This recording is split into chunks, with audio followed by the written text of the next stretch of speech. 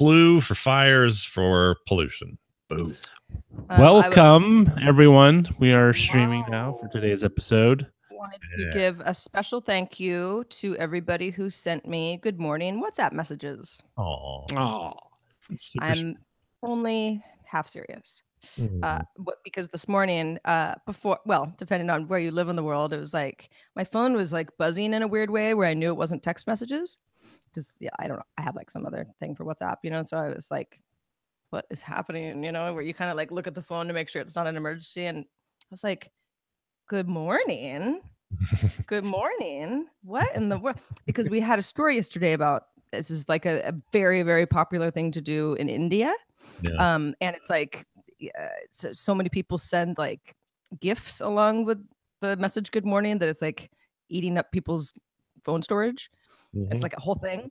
And so yes. And then one person sent one to me via Twitter. So and I still was like, well, that's nice. Good morning. I see what you're doing. See what you're doing. Yeah. That's how it goes. People get an idea and they go. Even you, Ola, because I know you watch this show. Ola. Yeah. The person's so nice, their name is Hello. Yeah. Wait, isn't that the snowman from? No, that's Olaf. Oh. Yeah. Ola the snowman. It's like, I watch a lot of Frozen because of my kid. Yeah. You don't need to know the lore as much as you're just sort of subjected to it. I get it. All right, so we're at the time. So whenever you guys are ready, okay. Sarah, you start off. So Scott's gonna play the music, but you're gonna read. You're gonna read the Patreon read first. Scott follows with the music. It dips down, and you introduce your. You want me to do you? She got. It said SJ, so I thought. Oh no, yeah. Sorry, I mean Scott. Okay, so Scott, I read that. Then I'm going to play the music. As soon as you hear the duck, you come in. Yes. Okay, cool. That's fine. Sure. I knew. It's as if, let's not make it seem like we literally cannot live without Tom. I mean, I don't want to live without Tom, but I feel like we can. Yeah, it's already bad enough that you could say this is a meritless show, and I hate. No, don't ever say it. It's a show without merit. It just is. It's a show without merit. It is. It technically is. Technically, but not literally. Right. So let's make this happen. All right, Roger, you good on your end? Yes. Okay. So you're gonna hit record, right? I'm recording now. Already recording. I'll cut out this little bit when I send you the file, and I'll count it down to 3, 2, 1, and go. So here we go. 3, 2, 1, go.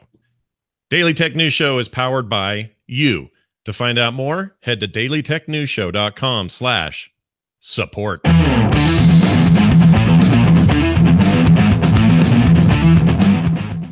This is the Daily Tech News for January 24th. It's a Wednesday. I'm Sarah Lane, and this is already a weird show because Tom Merritt is not joining us. He has the day off. He'll be back tomorrow, and nobody should panic because I am not doing this alone. I couldn't do this alone because I've got Scott Johnson with me. Oh, I don't know that that's true. I think you probably would kill it, but I'm happy to be here not only to support anything you want to do, but also to provide my snap commentary on the issues of the day. It's going to be fantastic.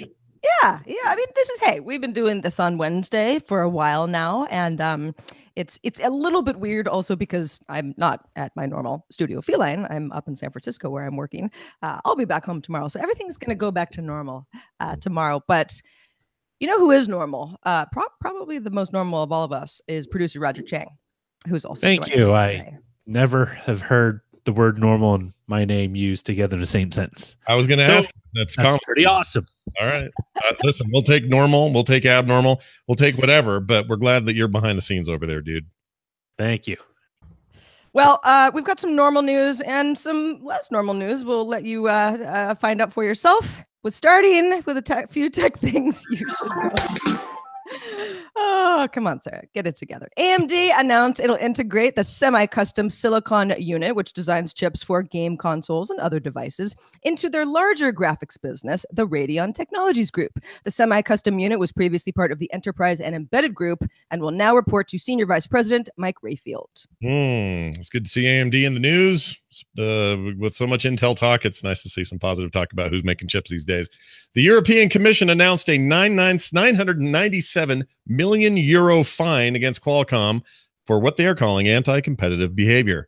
They're not just calling it that, they are determining it to be that. The fine stems from a 2015 investigation into Qualcomm reportedly offering lower licensing payments to Apple in exchange for exclusivity for the use of their modem chipsets from 2011 through 2016. The fine represents 4.9% of Qualcomm's 2017 turnover. Apple released Security Update 2018-001, which patches meltdown vulnerabilities for Mac OS, High Sierra, Sierra, and El Capitan. Patches to Spectre are not specifically mentioned in the release notes, but the update does include patches to speculative execution vulnerabilities. So probably in there. And now we know how far back they go. Sorry, Snow Leopard holdouts, you're screwed. Right. This year, Google I/O's developer conference is set for May 8th. Put it on your calendar. That is through the 10th at the Shoreline Amphitheater in Mountain View, California. Isn't that the same as the last 2 years where everyone got sunburned? Yeah, it's huge. It's a perfect place for Google because their headquarters are so close by. But yeah, it's a big outdoor, if it's a nice day, sunny, hot amphitheater. Also, do we think that Android P is Android Pineapple? That's the best guess I have. Well, it's the least candy sounding thing they've done. I know there's been talk of them getting away from desserts and things like that. So why not? I like a good pineapple. I like pineapple juice. Maybe I'll like Android Pineapple. I don't know. I don't either. But we'll find out soon enough. Obviously, as the date gets closer, we'll probably hear a lot more about what Google's expected to announce. Now, here are some more top stories. All right. Scott, kick us off. Stripe is in the news, ending support for Bitcoin payments. That's right. On April 23rd. That will be the last day you can make a Bitcoin transaction using Stripe or Stripe services. They are citing the cryptocurrency's volatility and long transaction times, among other things. A decision likely to anger the easily provoked crypto fans out there. I know there's a bunch listening to the show. Very curious about that feedback. Stripe started talking about Bitcoin back in 2014 after the coin first topped $1,000 and people really started taking it seriously. The company insists, though, despite them dropping it in April, that this doesn't mean anything, that they are still optimistic about the cryptocurrency ecosystem moving forward. Well, nothing says optimism like saying we will no longer support this currency because it's volatile. I kind of don't buy that line. If they were confident in it or felt like things had a momentum they were good with, there would be no reason to drop it. There might be reasons to tweak how they handle it or to maybe partition it off in a way that makes the service easier to use between it and normal transference of regular money or regular currencies. But instead, I'm just left feeling like they're like, nah, this is too volatile, too weird. It puts us in a potentially precarious situation, and we don't want that here at Stripe. Is my gut feeling on this. Well, and I know that a lot of folks I know who are, in the crypto game, as I like to say, do complain about long transaction times and the fact that, a currency that you're trying to, transfer to, some sort of a wallet that might take so long that the price is completely different by the time it's gets to its destination. And a company like Stripe, that's no good for them if that's the business that they're in. Right. And we're in that era where this is a little bit of revolutionary era. This isn't like, okay, now where everything's calmed down and we can kind of get our heads around it. So it's going to be volatile for a while. And honestly, I don't blame them. Like I would probably back off a little bit too. This seems like it could change any minute, any day, any hour. So why do you want to tie your wagon to that? Yeah. We'll tie your wagon to another Apple software update. This one is the first iOS 11.3 developer beta with new features for the iPhone and the iPad. A free public beta version, the company says, will be available in the future. We don't have a date yet, but this is sort of unlike Apple to say, here's what's coming, here's what you're going to have.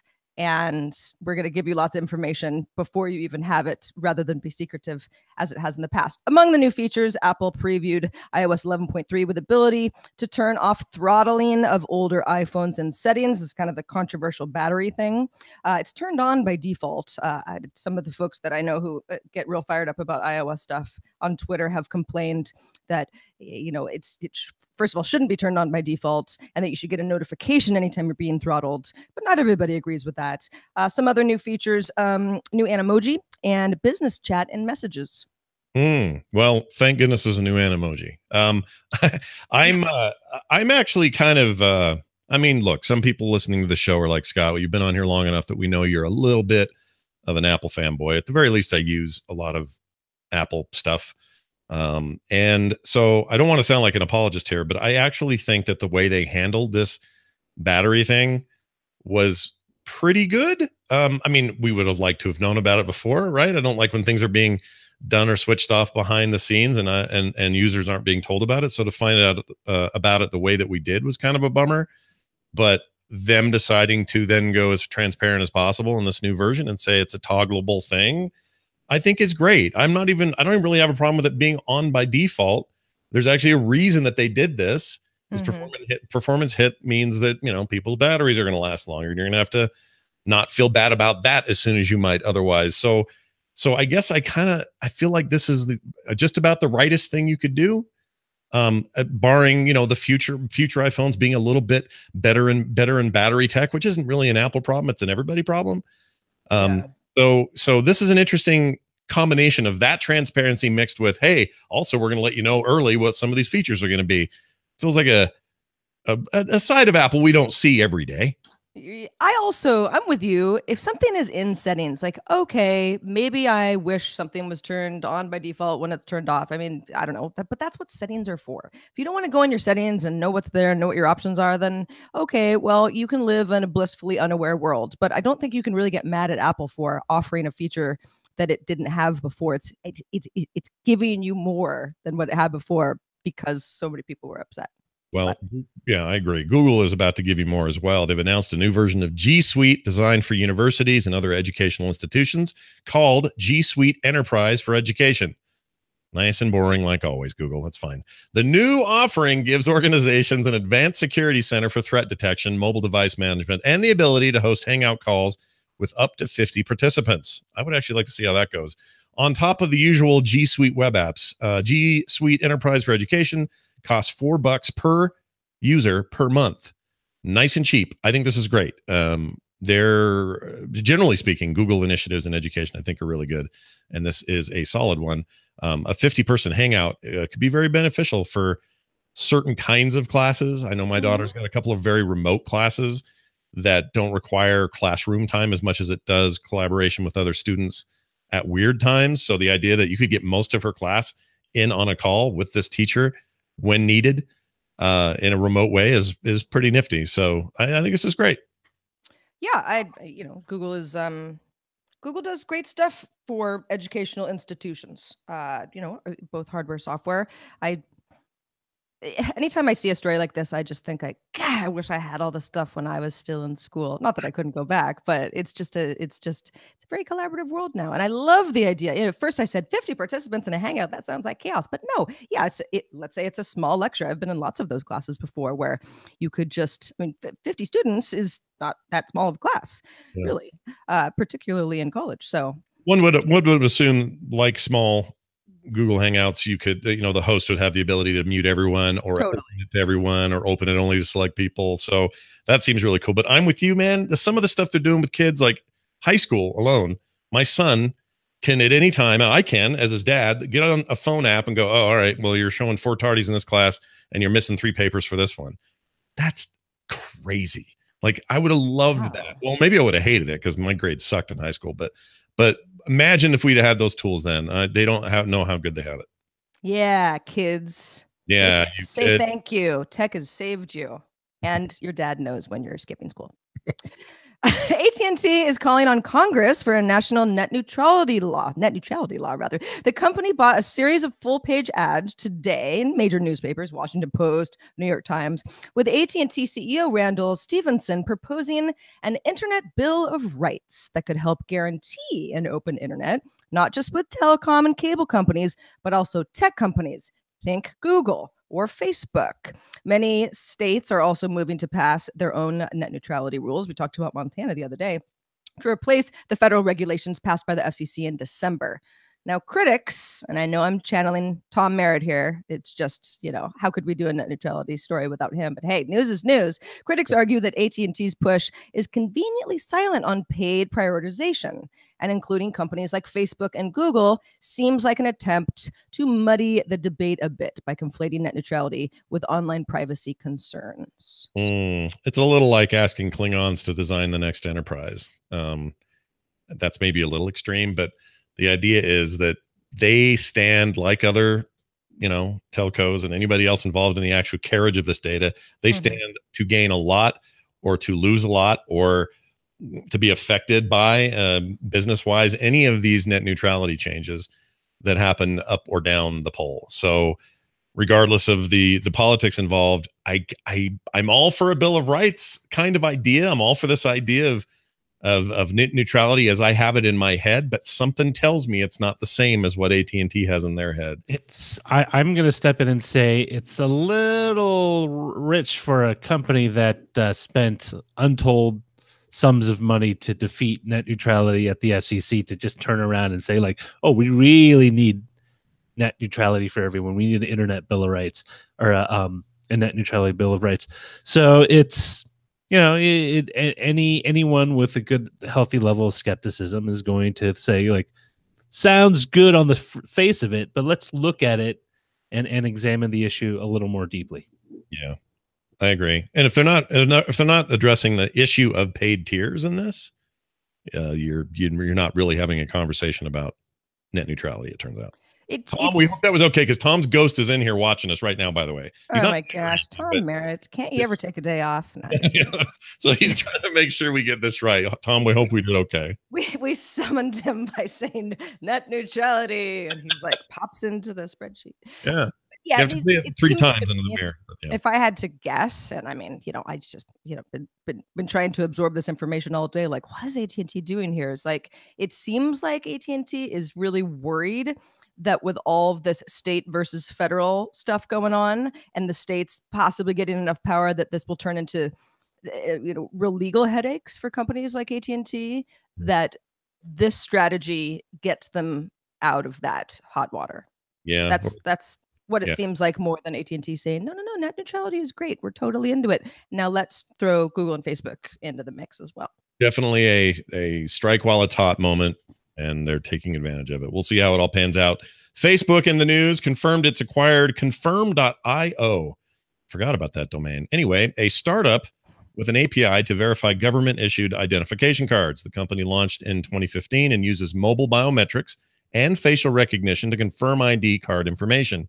Confirm.io announced plans it would wind down current authentication software offerings, and Facebook now owns them. I don't exactly have a good theory as to how they'll use this outside of, I don't know, authentication to use their services. But well, if somebody gets locked out of their account and you've got, a top-notch biometric way to have that user be like, yes, it's me. And Facebook has indicated that it wants to do more of that. Yeah. When I first read the story, I was like, what do they care about government issued IDs for? But it's not that. It's just that Confirm.io was doing that and was doing it well. So it's really it's the API that Facebook now has access to.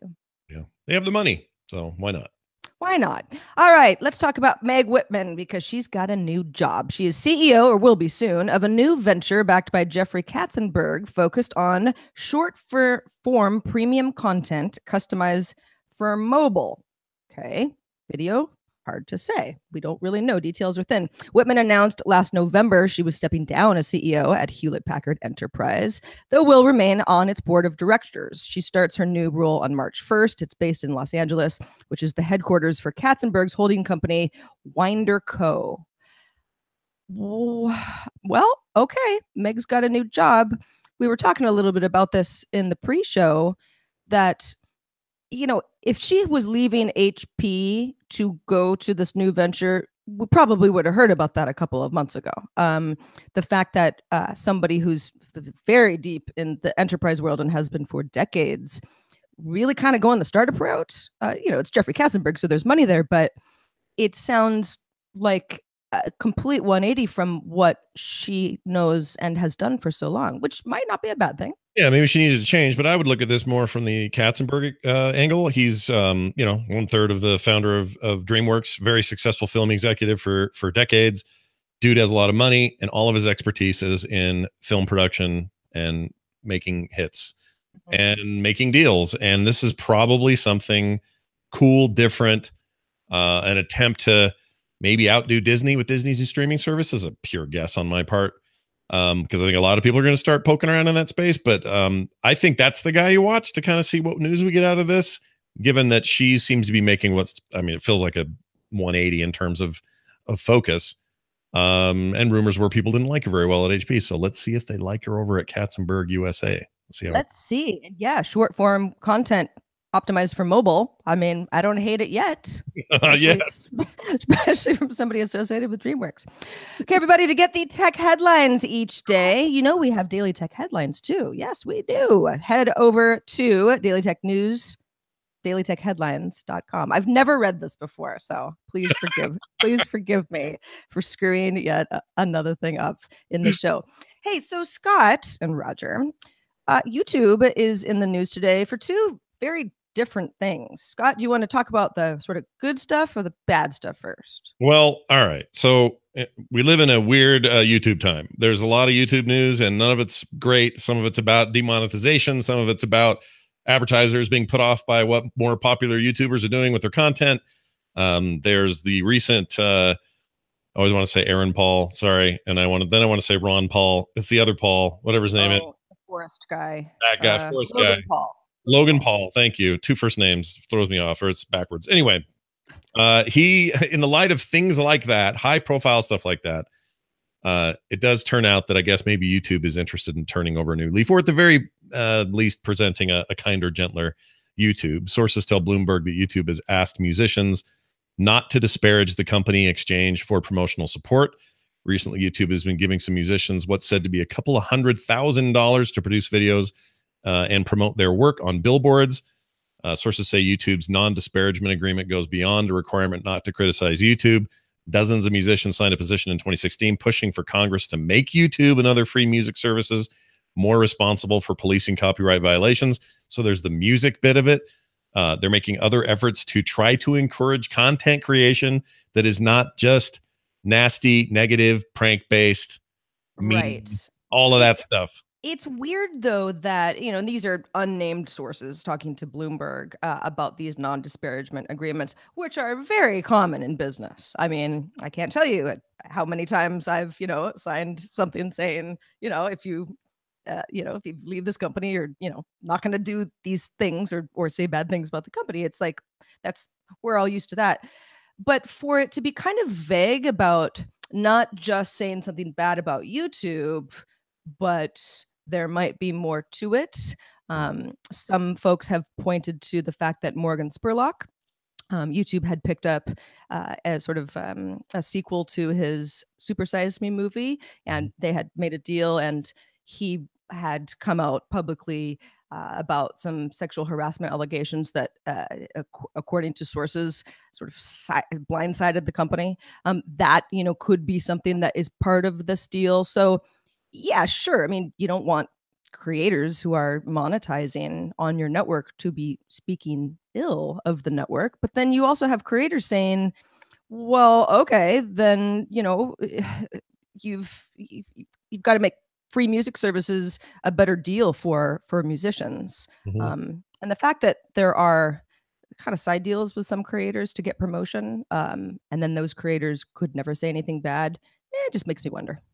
Yeah, I mean, the way this is going to play out for me is they're going to take it slow and they're going to kind of poke here and there to see what the ultimate future of YouTube and these relationships are. The problem is they're more than just YouTube as a platform that you now work for. They're more than just an employee. Some people go from, I'm making dumb video game movies on YouTube. Oh my gosh, things took off. I went viral. And a year later, I'm pulling in 6 figures from YouTube and I'm a huge sensation on there. Suddenly, you're not able to talk critically about the platform that isn't just your employer. They're just this ubiquitous thing. They're like Kleenex. They're like Band-Aid. They're so big. You think of you think of internet video, you think of YouTube. So it's like me on a Twitch stream. I want to always feel like I can say, man, I really wish Twitch would fix this, or I really wish Twitch would fix that. I want to be vocal about those things because that platform, while it's benefiting me, should benefit my viewers as well. And improving is a good thing. And I don't know what the limits are, like what's disparaging and what isn't. So this is dangerous territory. And I feel like they're tiptoeing a little bit. Well, and we're talking about, yeah, exactly. If somebody's successful on YouTube and is monetizing, and that's advertiser based, something like the Logan Paul incident that you mentioned, something that a lot of folks thought was offensive, tends to make advertisers go to. In fact, YouTube last year lost a bunch of advertisers, kind of a backlash really, over creators that were monetizing stuff that people thought was inappropriate or, at the very least objectionable. So there's a Creators for Change Summit happening in London. YouTube has had this program, I believe, since 2016, and announced that this year it will invest $5 million into the program, including production and marketing support. Creators for Change, some details on who this might include. Dina Tokyo is a British beauty vlogger who used her interview series Your Average Muslim to challenge perceptions about Muslim women. Another was El Fresh the Lion. I really need to spend more time on YouTube. These people sound great. An Australian rapper of Sikh descent who created a 2-part track to challenge racism, and so on. So these are creators that should be highlighted, and I think YouTube is they should be backing more of this kind of behavior. It is a PR stunt, if you want to be kind of cynical about YouTube. It's YouTube has had a tough time with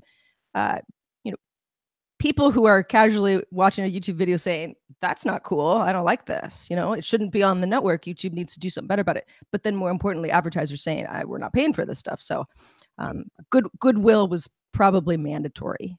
Yeah, I think at this stage, to sum things up, I think YouTube is now in a position where they have to appease most of their customers. Their customers are not me as a creator. Their customers are not the Logan Pauls of the world. Their customers are advertisers, and the advertisers need to be happy. And as this becomes more mainstream and everybody's got a YouTube channel and every major celebrity is using YouTube for their careers or whatever, it becomes more and more a question as to what can be considered content okay enough for Coke to advertise on, or whoever it may be. Mm-hmm. And that's who they're going to have to answer to. So if we see more stringent policies or them backing off this being a more open platform and closing it a little, you really don't have YouTube to blame so much as you do the revenue stream, which is their advertisers. So that's kind of the world we're in now. How this shakes out in the next couple of years will be very interesting.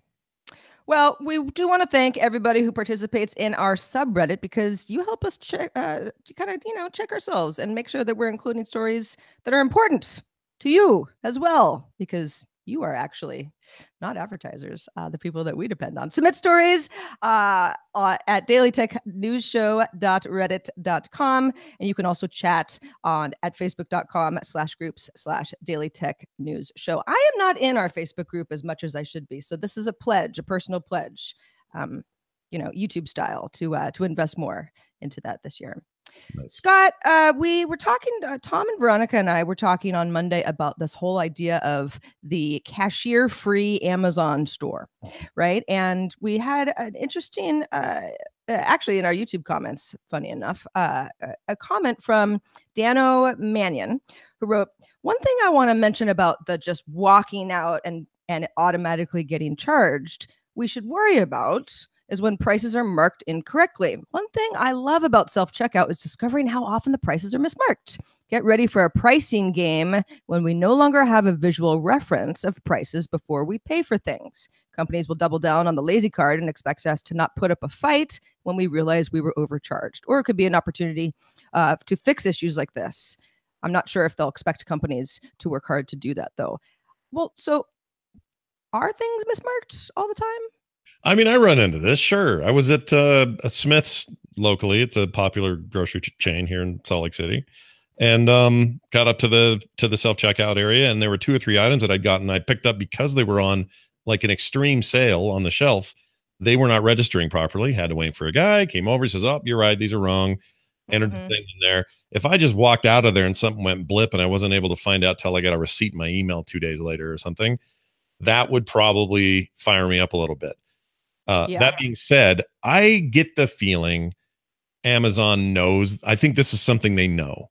And they know this is going to be a thing people will be skeptical about, and they're gonna have to go overboard with showing us that they know how to do it right. They do that now with returns. They don't put you through the ringer if you've got to return something. They barely ask you why. They just want to make this an easy transaction. I don't see how this is going to be any different. So yes, I'm putting a little bit of trust on the corporate side, and there's no reason they have to not flub on this. But they've earned it with me. I think it'll be okay. Not worried. Yeah, it's an occasional mismarking between taking something off the shelf and it being incorrect at the register. That's probably going to keep happening on some level, but it's already, part of life. And yes, I agree with you, Scott, that maybe this is why Amazon took so long to get things going. I wanted to make sure that was not an issue that was going to make people lose confidence in the idea. And it better be a clarion call to all other big chains. Kroger, are you listening? Whoever else out there listening to me, y'all need to get a system going, or else they're going to eat your lunch. Like, they have clear goals in the future. This seems like something they're going to want in every town, USA, and then out into the rest of the world. And when they do that, you're all going to be pissed at Amazon again because they had an idea faster than you did. I know they got deep pockets, but I'm telling you right now, you've got to come up with a way to match this, and you got to do it soon. And you need a transition plan, because they're lucky enough to not need transition. They just go and have a store, and that's how it's worked from day one. So they've got to start doing it now, or else we're not going to have any competition in this market. I really want to take a trip to Seattle and try this out. And, I was thinking originally it was like, because my local grocery store is like, especially on Sunday afternoons, because I always go on Sunday because I like to hurt myself. The lines are crazy long and it's just a madhouse. So I think like, oh yeah, it would just, you just free up the whole bottleneck of checking out. But also, what about those times that I've really gone deep on the cookies, and the wine and the mac and cheese and stuff? It's like, I don't have to look anybody in the eye. I just leave. I've bought my items. Yeah. And a cashier doesn't kind of look down and say like, crazy cat lady. Got it. Yeah, no, you got weird food. I picked up a couple of action figures in the toy department. Like, I don't have to, no one has to look at that anymore. Yeah. No more embarrassment. I'm with you 100%. Less friction and shame. All right. Well, that is it for this edition of Daily Tech News Show. We got through it, guys. Scott, couldn't have done it without you. Nobody I would rather have on a show without merit. Sorry, I had to. Than you. So what's been happening since the last time we saw you? Well, I have a cool announcement that I made this morning on my morning show. I may as well let people know about it here. I know this is a bit of a rage right now, but there are a lot of shows you can go watch on Twitch, live streams of people playing Dungeons and Dragons. Well, we've been begged for years. Why isn't there a Frog Pants thing where I can watch live people I already like from your network playing a game of D&D or something like it? And we finally decided it was time to make this happen. So if you head on over to therewillbedungeons.com, you'll find all the details you need to know about this Saturday's premiere. It's a 3-hour event. We're starting it off. We'll do a whole campaign, a whole series of these with a whole bunch of people you already know and love on the network, and it's going to be a blast.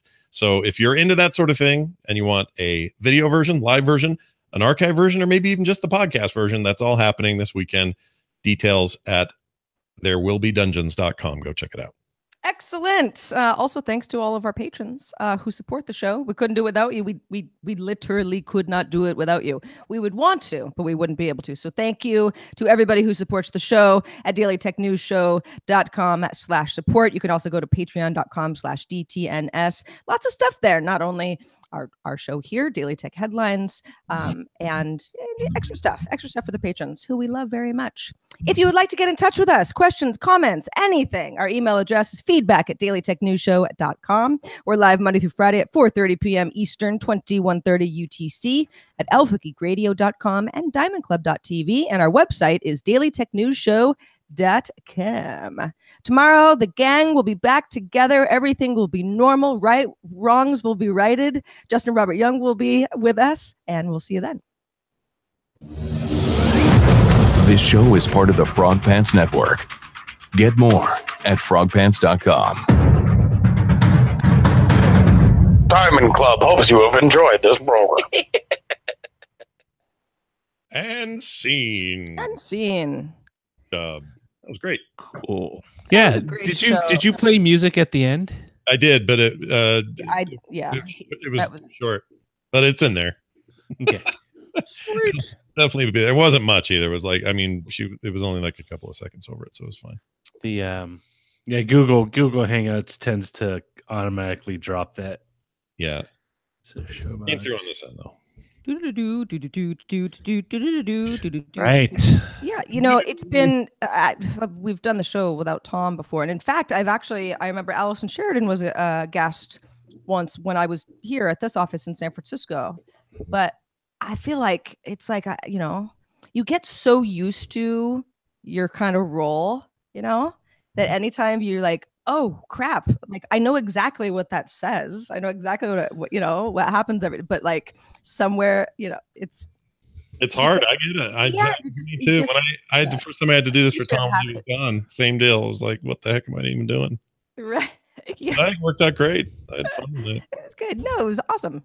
Yeah. And thanks to everybody who joined us as usual. You got titles, Roger? Yes, we have. I will also just so you know, as soon as I get a little signal, I have a recording that I have to step out, but I'll hang out as long as I can. As soon as someone gives you the finger, you have to go. Gotcha. Got it. So Apple leaves Snow Leopard out in the cold, net neutrality with the ghost of Tom's past. Stripe strips off Bitcoin. Your dad knows when you're skipping school. Say net neutrality 3 times and Tom appears. A kinder, gentler YouTube hand. $5 million for change. Less friction and shame.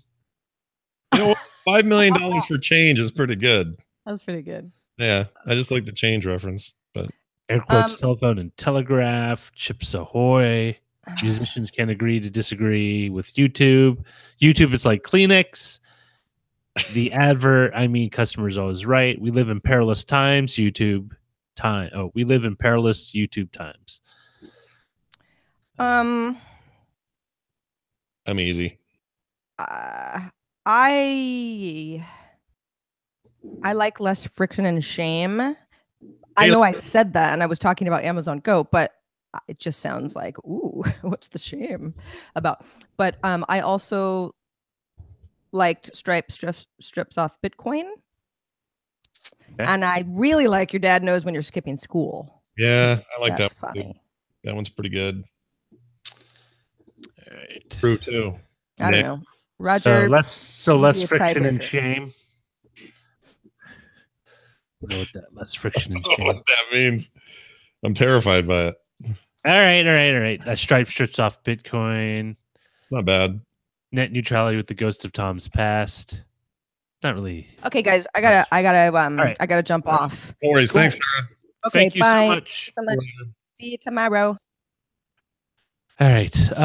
What should I get? Apple leaves Snow Leopard. Just because it fits the main topic, but the change one. But I'm partial. Wait, which one does the change? Oh, $5 million for change. Yeah, that's good. Something I liked about the reference to change, because change is money and also change is change. And I don't know, for some reason it's a double entendre. I get it. Oh, I shouldn't do that. That's considered. Listen, save it for Patrick. He loves it. Do it on Tuesdays.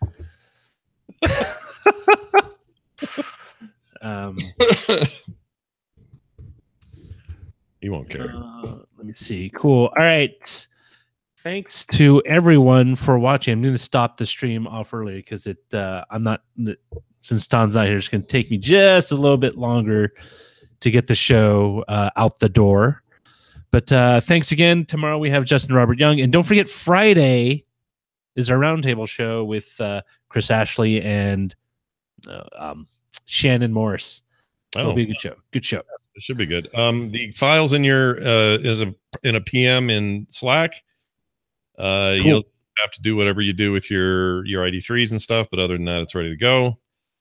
Levelated and all that, so you don't have to do any editing. Thank you. All right. See you guys mañana. You guys.